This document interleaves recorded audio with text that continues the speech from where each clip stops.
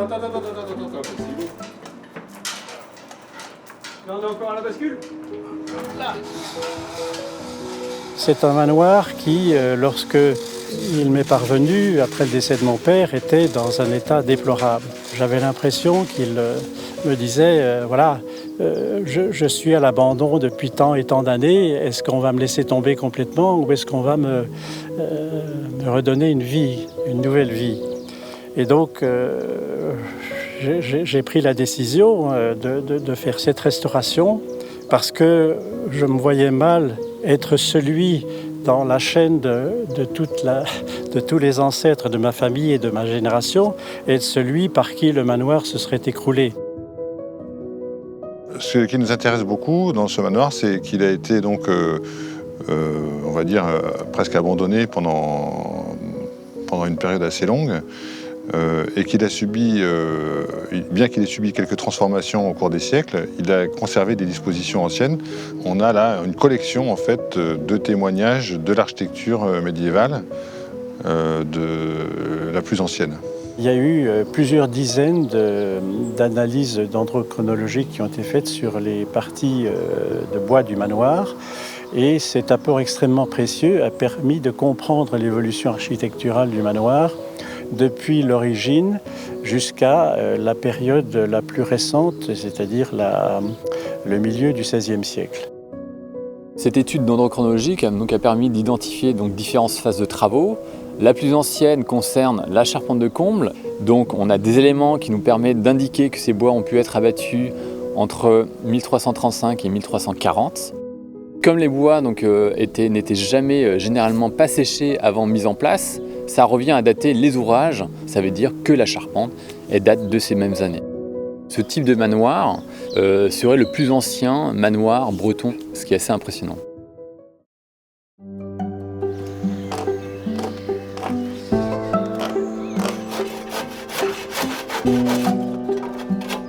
Parce que je voulais vérifier la hauteur.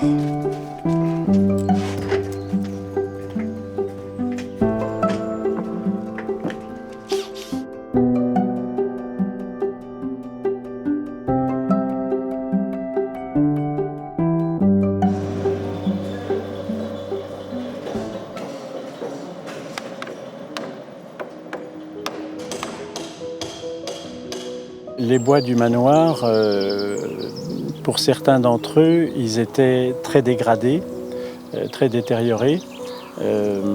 Donc il a fallu faire des choix en ayant comme objectif de garder le maximum de pièces d'origine.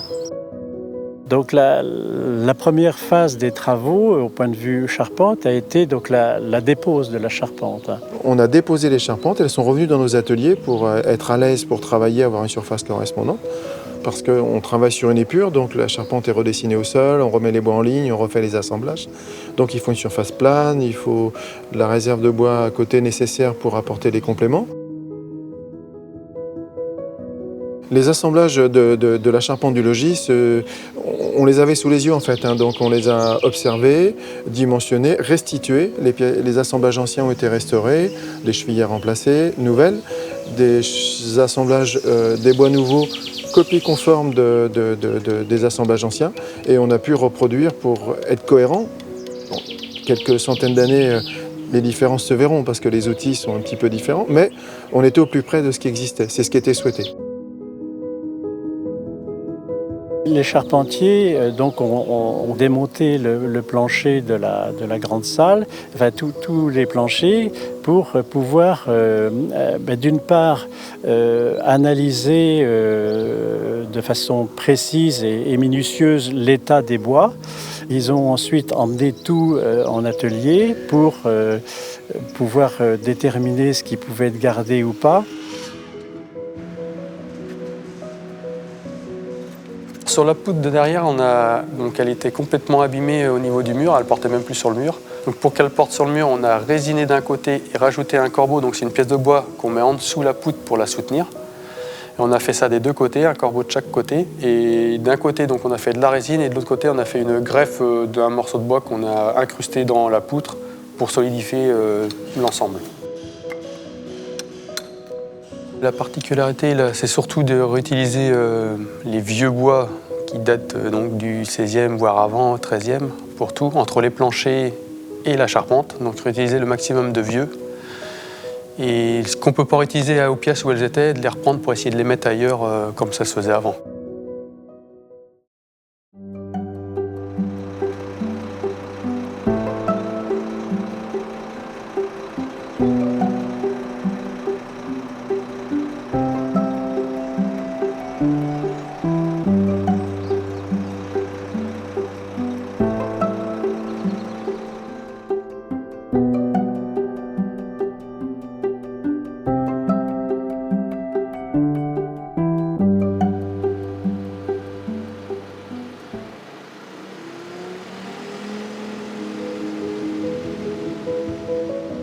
Depuis 1768, enfin la seconde moitié du XVIIIe siècle jusqu'à nos jours, le manoir donc a été dans cette période-là plutôt délaissé, parfois même abandonné.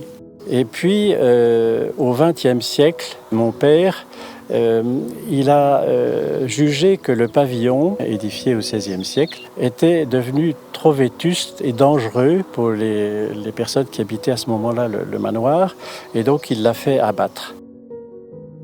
Alors les bois de la structure en bois ont été poussés dans le coin sud-ouest des douves, et c'est ce que j'ai pu retrouver, les éléments que j'ai pu retrouver qui ont permis de comprendre les assemblages, la manière dont il y avait les assemblages pour pouvoir refaire la structure en pan de bois telle qu'elle est aujourd'hui et telle qu'elle était donc à l'origine.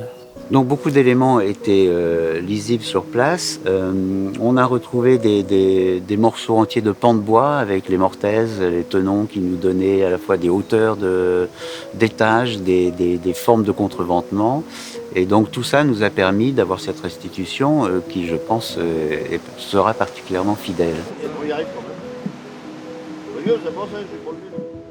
Reconstruire des pans de bois ici, sur le pavillon, c'est vraiment un beau sujet.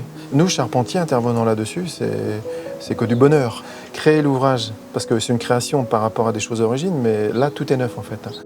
Donc ces deux élévations en pans de bois complètes, les planchers porteurs à chaque niveau et une charpente restituée avec ses lucarnes éclairant en fonction des orientations de la maison. Le travail s'est fait en atelier. Il a fallu trouver les bois correspondants avec les sections plus importantes pour les poutres de plancher.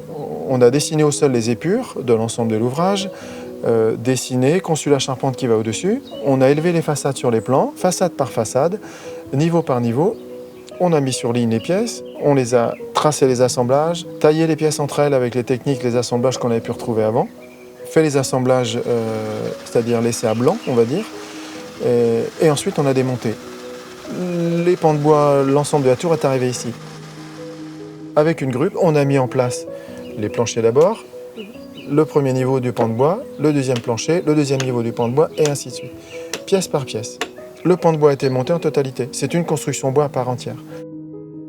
Donc ce travail-là est vraiment intéressant. Reconstruire un pan de bois comme ça, c'est quelque chose d'à part. Quand je parle du projet restauration du manoir du Bobril, le Bobril, je dis allez voir sur place, parce que c'est quelque chose d'à part et qui apporte et qui va apporter beaucoup à la connaissance de ces techniques d'époque. Le manoir du Bobril, il est fait avec des gens de proximité, des savoir-faire de proximité et des matériaux locaux. C'est un élément riche en connaissances et en savoir qu'il faut conserver. Et des exemples comme ça, en fait, ils sont rares. Et dans une vie de charpentier qui est la mienne, je les compte et je les retiens surtout, parce qu'elles nous apportent beaucoup.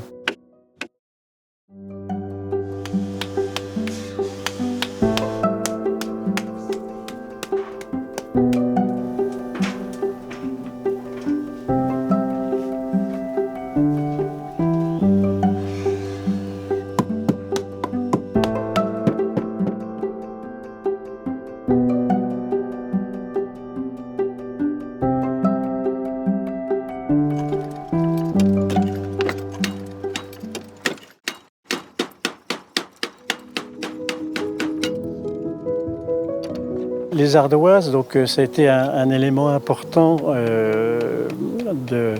des choix qu'il a fallu faire, puisque mon souhait était qu'on soit aussi proche que possible des ardoises d'origine. On en avait retrouvé, donc on savait comment elles étaient. Naturellement, les carrières n'existant plus, il a fallu faire des recherches pour pouvoir trouver des ardoises se rapprochant d'aussi près que possible des ardoises d'origine. Alors ici, on a employé une technique de pose qui est dite pose au clou, c'est-à-dire que c'est une pose traditionnelle, ardoise pointée au clou. Et la particularité d'ici, c'est qu'on est encore sur une pose brouillée à puro décroissant, c'est-à-dire que là, on a de mémoire 13 modèles d'ardoises différents. Donc c'est une technique, voilà, c'est des techniques qui étaient utilisées avant l'industrialisation de l'ardoise. La particularité de ce chantier ici, c'est un chantier école, je veux dire, parce qu'on a tout. On a tout ce qu'on peut retrouver sur un toit. On a des déversés, on a des renvers en ardoise, on a des nœuds en ardoise, on a des arrêtiers, on a du bardeau de châtaignier. On a une tourelle, donc on a des parties circulaires. C'est un petit peu un concentré des difficultés qu'on peut retrouver sur un chantier. Et c'est vrai que c'est quand même très intéressant. Et c'est ce qui fait la particularité aussi du chantier.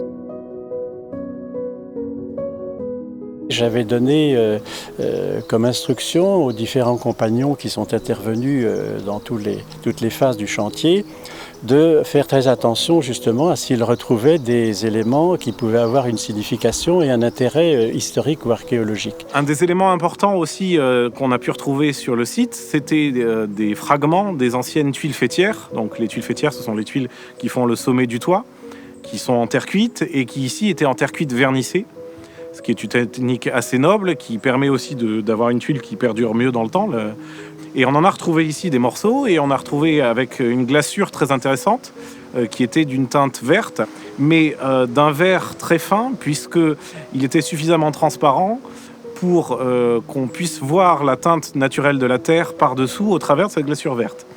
Alors ça a été un enjeu, parce qu'il fallait qu'on fasse au moins aussi bien que ça, et qu'il était très difficile de trouver des potiers qui étaient capables de nous trouver une glaçure assez fine, suffisamment couvrante pour qu'on voit bien le vert, mais pour qu'on arrive aussi à lire cette transparence et donc avoir une tuile qui vibre, qui n'a pas une teinte uniforme, pas quelque chose d'industriel, mais qui corresponde bien à une production artisanale qui pouvait être celle au moment de la construction du manoir.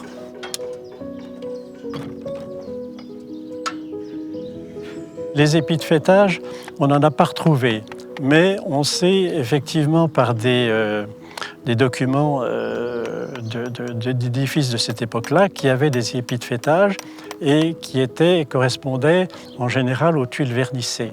Donc comme on avait la couleur des tuiles vernissées, puisqu'on avait retrouvé des éléments anciens de tuiles vernissées, on avait la couleur. Quant à la forme des épis de fêtage, c'est là encore par des sources de comparaison qu'on a pu trouver et qu'on a pu refaire des épis de fêtage qui sont sans doute les épis de fêtage comme ils ont pu exister à l'origine. Alors concernant les modèles d'épis, donc on s'est référé effectivement à des modèles qu'on avait sur des épis 15-16e. Donc on s'est inspiré par rapport à l'époque, on s'est inspiré de ce qu'on avait. Donc c'était effectivement les boutons qui revenaient traditionnellement. Et après, c'est vrai que la tradition était que plus l'épi était important, en fin de compte, plus la propriété était importante. Ça avait une relation. Donc c'est vrai qu'à cette époque-là, ils mettaient des épis pour valoriser un petit peu l'édifice. Ce type d'épi, non, honnêtement, on n'est pas amené à en poser souvent. C'est des choses qui deviennent quand même assez exceptionnelles, puisque c'est des ouvrages spécifiques qu'on fait faire, c'est des ouvrages uniques quelque part. Même pour le potier, c'est intéressant, parce qu'il fait une œuvre unique quelque part.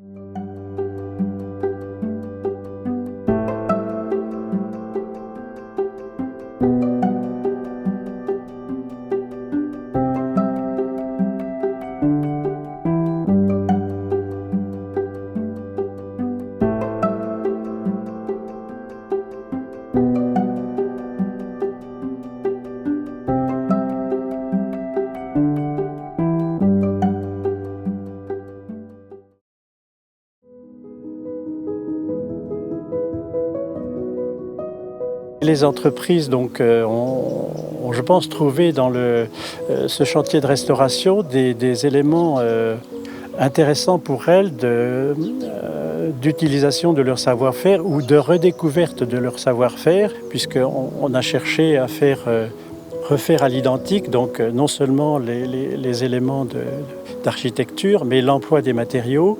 Il y a une certaine fierté d'avoir pu réaliser ce type d'ouvrage et de pouvoir aussi perdurer, parce qu'on n'en parle pas toujours, mais de pouvoir durer aussi les savoir-faire, parce que si on n'a pas ce type de chantier, malheureusement, on ne peut plus perdurer les savoir-faire. Il faut pouvoir exécuter les choses pour transmettre et continuer à savoir, parce que le savoir peut s'oublier. Les travaux qui ont été entrepris par M. Dubobril, ils sont très intéressants parce que ce sont des travaux de fond qui portent d'abord sur la sauvegarde du bâtiment en lui-même, donc qui est particulièrement riche sur le plan patrimonial. Et finalement, c'est dans le restaurant qu'on maintient vivant les techniques qui ont permis sa construction. Voilà, et c'est pour ça aussi que nous, à la DRAC, on tient à encourager ce projet, parce qu'il nous semble que voilà, on a un bâtiment exceptionnel et que les efforts qui sont entrepris aujourd'hui sont de nature à permettre sa transmission aux générations futures. Je pense que la restauration d'un édifice comme ça fait partie aussi de ce qui peut constituer nos racines au sens large du terme, c'est-à-dire pas seulement mes racines familiales à moi, mais les racines de toutes les personnes qui sont attachées au patrimoine et pour qui voilà, ce manoir est un point de repère un peu historique, de dire qu'il y a toute une histoire locale qui peut-être peut revivre un peu grâce à ce chantier de restauration.